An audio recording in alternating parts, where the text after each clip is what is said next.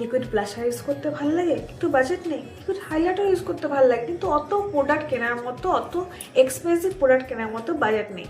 তো তোমার normal basic product দিয়ে লিকুইড হাইলাইটার এবং লিকুইড ব্লাশার কী করে বানাবে এই ভিডিওটা দেখে শিখে নাও। আর তুমি কি বিশ্বাস করতে পারছো, এই ফুল ফেস মেকআপটা আমি অলমোস্ট ফ্রিতে করেছি।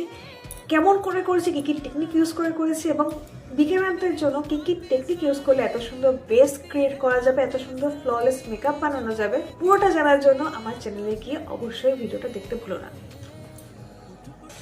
ব্লাশার তোমাদের যদি না থাকে, লুজ পাউডার ব্লাশার বা ক্রিম ব্লাশার কেনার দরকার নেই। আমার কাছে এলিটিনের একটা লিপস্টিক আছে, ক্রিম লিপস্টিক, তোমাদের কাছে নিশ্চয়ই আছে, না তো চাইলে লিকুইড লিপস্টিক ইউজ করতে পারো। আমি এটাকে আমার ব্যাক অফ দ্য হ্যান্ড ঘষে নেব। এবার এতটা ডিপ আমি চাই না, এর মধ্যে আমি আমার সামান্য চাইলে ফাউন্ডেশন ইউজ করব, একদম সামান্য, কালারটা একটু লাইট করার জন্য।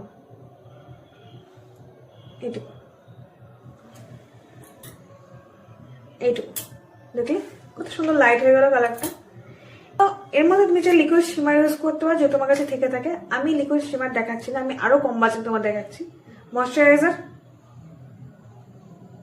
এক ড্রপ, এতটাও লাগবে না, আমি কমিয়ে দেবো এখান থেকে। এটা কিন্তু হ্যাঁ লিকুইড শিমারের মতো শিমারই দেখাবে না, বাট একটা ডুইনেস দেবে, যেহেতু শীতকাল খুব সুন্দর ভালো লাগবে।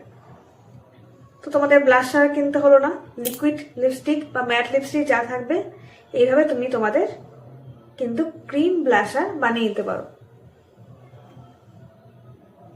ব্লাশার প্লেসমেন্ট কোথায় করবে?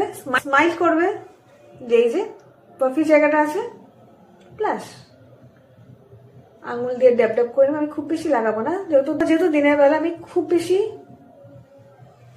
ব্লাশার চাই না যে লাল লাল হয়ে যাক আমার গাল। একটা ছোট্ট একটুখানি জাস্ট স্লাইট পিঙ্কে একটা ফ্ল্যাশ থাকবে, ব্লাশ।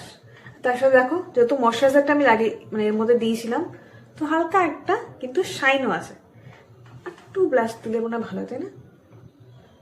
আমি ব্লেন্ড করতে করতে একটু ব্লেন্ডই করে দিয়েছি, খুব সুন্দর একটা মিষ্টি কালার আছে।